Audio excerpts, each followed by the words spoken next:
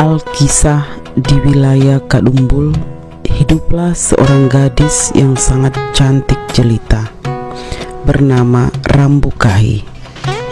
Kecantikannya ini terkenal hingga di seluruh pelosok tanah Humba, sehingga begitu banyak pemuda bangsawan, walau didesak oleh kedua orang tuanya untuk memilih salah satu di antara para raja ataupun pemuda yang kaya raya, Rambukahi tetap tak berpikir untuk menikah dengan salah satu di antara para pemuda kaya itu. Kau ini Rambu, kau sudah umur berapa toh? Kenapa kau belum mau juga untuk nikah-nikah? Padahal setahunya Ina ini banyak sekali laki-laki yang mau dengan kau. Apa nih Ina dia? Ina pikir nikah tuh gampang kok Ina.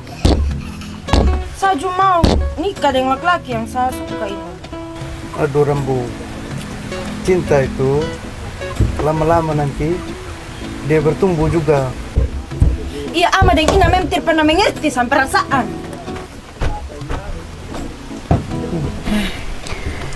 Namun sebagai seorang gadis yang beranjak dewasa, Rambukahi tetaplah seorang manusia yang bisa jatuh hati, dan diam-diam Rambukahi telah melabuhkan hatinya pada seorang pemuda biasa yang sekampung dengannya. Diawali pertemuan di pinggiran kampung ketika lagi mencari kayu bakar. Pada saat itu Rambukahi sangat kewalahan mengumpulkan kayu-kayu kering. Tanpa disadarinya, seorang pria datang menghampirinya. Mari sini saya bantu. Biar sumbu. Tidak apa-apa. Biar sumbu. Beratin umbu. Makasih umbu. Dengan rasa malu dan sungkan, akhirnya Rambukahi menerima tawaran dari pemuda yang bernama Umbu Dilu. Dengan langkah tegap, pemuda itu memanggul kayu-kayu kering tadi sambil menuju rumah Rambukahi. Sempat pula mereka saling berkenalan. Oh iya, Rambu nama saya? Saya Rambukahi. Kalau umbu nama apa? Saya Umbu Dil. Panggil saja Umbu. Iya umbu. Semenjak kejadian itu, Rambukahi dan Umbu Dilu semakin sering berjumpa. Terkadang Rambukahi menemani Umbu Dilu yang sedang menggembala ternak, atau Umbu Dilu menemani Rambukahi yang sedang mencari kayu bakar.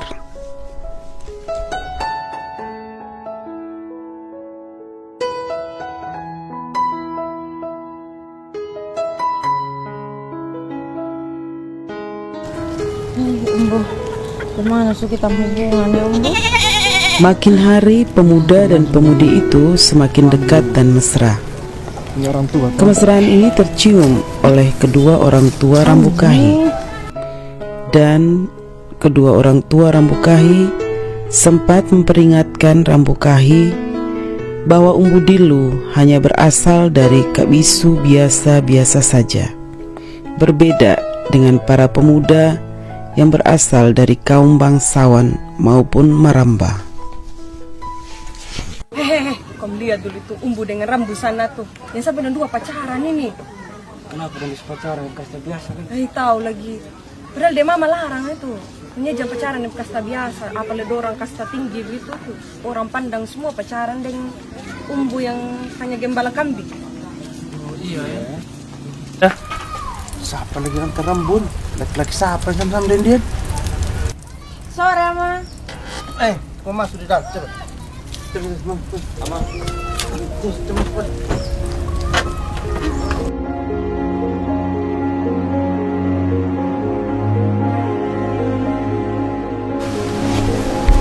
Ama, saya lihat ini Rambukahi, dia punya gerak-gerik ini macam mencurigakan. Dia kayaknya ada dekat dengan Umbu Dilu. Iya ini. Saya lihat-lihat juga ini Umbu Dilu dengan Rambun sering ketemu. Atau jangan-jangan betul Ina yang Ina bilang ini? Aduh, Ama, jangan sampai. Ina tidak suka memang. Umbu Dilu itu hanya gembala saja, Ama. Tunggu sini, Ama. Biar Ina panggil ini Rambu, supaya kita tanya langsung sama dia. Rambu? Rambu? Iya, Ina. Mari sini dulu. Ada yang Ina, ada yang Ama mau tanya ini. Oh, tunggu Ina, telam. Ada apa tuh, Ina? Rambu, Ina lihat ini. Macam engkau ada dekat terus dengan itu laki-laki yang gembala hewan. Betul ini, Rambu? Memangnya salahnya di mana tuh, Ina? Dia juga laki-laki baik. Dep nama tuh Umbu Dilu. Bukan begitu Rambu. Sudah banyak laki-laki yang kaya, mapan, yang mau dengan Rambu. Tapi kenapa Rambu harus pilih sama Umbu Dilu yang dari kalangan biasa begitu? Rambu tidak pikir Rambu masa depan nanti ke depan kok? Aduh, Ama. Iya. Ama dong memang egois, tidak pernah pikir juga kita pun perasaan. Tolong, kasih juga kebebasan tuh, Ama. Ina. Saju mau pilih laki-laki yang saya sayang. Saya tidak bisa nikah dengan laki-laki yang saya mau. Namun Rambu Kahi sudah terlanjur jatuh hati pada Umbu Dilu, seorang pemuda yang selalu menemaninya. Kalau cinta sudah bertindak, maka logika menjadi semu. Hingga suatu hari Rambu Kahi mengajak Umbu Dilu untuk melarikan diri dari kampung. Umbu, sebaiknya kita pergi saja dari kampung, Umbu. Saya sudah capek tinggal di kampung setiap hari. Mama dan bapak ini hanya marah-marah saja sama saya. Dong paksa terus saya nikah nih, Umbu. Mas sudah. Wajar saja Eri. Mereka yang mau lamar Eri itu dari keluarga kaya semua. Kita bersabar saja. Apa maksudnya Umbu bilang bersabar? Atau Umbu sudah perempuan lain lagi? Bukan begitu Eri. Saya ini tidak mau. Hanya gara-gara saya hubungannya Eri dengan Ina ama di rumah rusak. Baik sudah kalau memang begitu. Biar susah saja pergi sendiri tinggal di kampung. Saya setiap hari bosan. Saya bosan sekali dengar bapak mama omong kapan nikah, kapan nikah. Nikah sudah dengan laki-laki kaya. Saya bosan. Biar susah pergi sendiri. Maksudnya Eri? Sabar Eri. Eri tidak boleh ambil keputusan begitu Eri. Kita bisa lalui ini semua Eri. Apa kau? Memang kau sama saja dengan semua orang. Kau tidak pernah mengerti perasaan perempuan. Baik sudah Eri. Kalau memang itu yang Eri mau, kita ke Wejelu saja. Di sana ada sepunya Tuya. Kita ke sana saja. Oke. Kalau begitu kita pergi tepat tengah malam. Baik Eri. Kita ketemu di tempat biasa di pinggiran kampung. Iya, kita ketemu di sana. Terima kasih Umbu. Umbu sudah ikut sampai keputusan ya. Iya Rambu. Iya. Rambu. Ini ada anak Ida, Rambu Pati. Ini juga ada 2 memoli untuk Rambu. Peninggalan dari sepunya malam. Rambu simpan untuk pegangannya Rambu. Iya Umbu. Saya akan simpan ini dan saya akan bawa ini untuk didik. Makasih Umbu ya. Tepat tengah malam di pinggiran kampung, Umbu Dilu telah menanti kedatangan Rambu Kahi. Namun wanita yang dinanti-nantinya tak jua datang. Hingga subuh terdengarlah teriakan Rambu Kahi. Ina, Omar. Mari lihat Umbu tar mau lari dengan Rambu tuh. Mari sana. Mari Bapak. Dari kejauhan terlihat Rambu Kahi sedang berlari ke arahnya. Namun isyarat 2 tangan Rambu Kahi memberi pesan agar Umbu Dilu segera menjauh. Rambu? Rambu? Namun Umbu Dilu tetap tak peduli. Ia tetap pergi menyongsong Rambu Kahi. Tetapi ketika mendekati Rambu Kahi, segerombolan pemuda kampung telah menghunus parang menghalangi dia. Siapa lagi yang berani? Umbu Dilu pun tak mau kalah.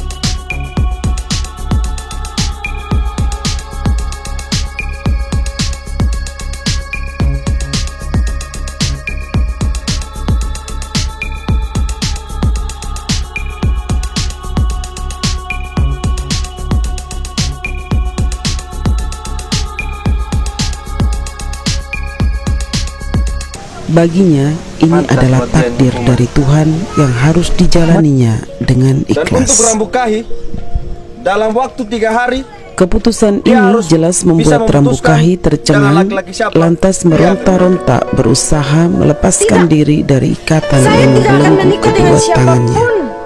Saya hanya akan menikah dengan Umbu Dilu. tidak! Kau Rambukahi harus menikah dengan salah satu di antara mereka.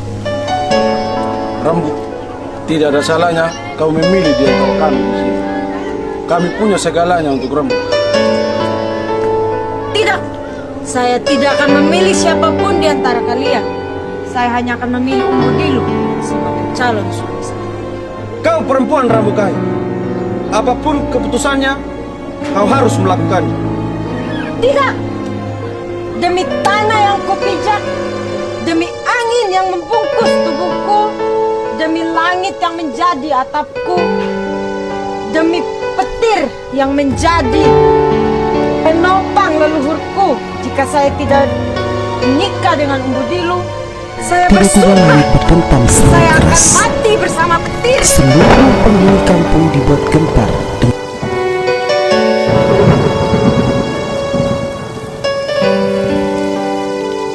Tidak! Kau harus mengikuti keputusan ini. Rambukahi pun jatuh tersungkur. Beberapa pemuda kampung segera mendekati Rambukahi ingin mengapanya. Namun Umbu Dilu menghalangi mereka. Angkat dia!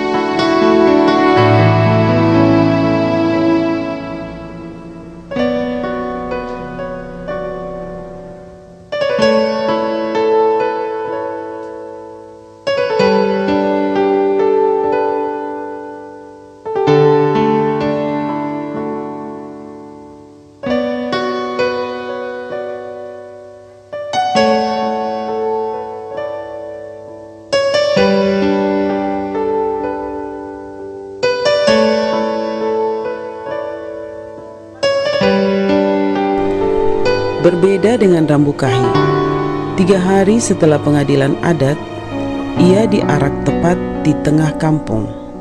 Disaksikan oleh sesepuh kampung, kedua orang tuanya, dan tak ketinggalan para pria yang ingin melamarnya. Dengan wajah buas, para pria seperti ingin menyantap Rambukahi dengan tatapan liar mereka. Setelah menunggu tak berapa lama, sang hakim datang dengan pakaian lengkap. Ia pun bertitah. Dengan segenap kekuasaan, saya selaku hakim di pengadilan adat ini memutuskan, mengharuskan Rambukahi untuk memilih siapa yang akan menjadi suaminya pada hari ini di antara laki-laki yang ingin melamar. Setelah menunggu lama, belum juga Kamu harus Rambukahi memilih mengambil siapa yang keputusan, akan menjadi suami. dan sesepuh kampung yang menjabat sebagai hakim semakin Rambukahi, tidak sabar. kamu harus memilih salah satu di antara mereka. Kalau tidak, saya akan memerintahkan beberapa orang untuk membunuh. Mendengar nama pemuda yang dicintainya, Kalian yang memaksa saya untuk api memilih. kemarahan dalam tubuh Rambukahi membara. Untukmu, Dengan wahai setengah penguasa berteriak, yang telinganya menjawab lebar sang seluas hakim. padang. Jika saya tidak jadi Dengan dengan perlahan Dilu, Rambukahi izinkan memandang saya ke atas lebur dari bumi ini. sambil berkomat-kamit yang memanjatkan Untukmu, doa wahai pada penguasa si alam singa. jagat raya, saya Rambukahi ingin lebur. Suasana semakin penuh ketakutan dan mistis. Dan dengan sekejap, tidur yang menyiksa menyambar Rambukahi, dan tubuh Rambukahi pun hancur berkeping-keping. Karena dari potongan tubuh Rambukahi yang tercerai-berai mengeluarkan aroma wangi. Serentak penduduk kampung dan pria-pria yang ingin melamarnya saling berebutan potongan tubuh Rambukahi. Lalu mereka pergi menjauh meninggalkan kedua orang tua Rambukahi yang menangisi kepergian Rambukahi.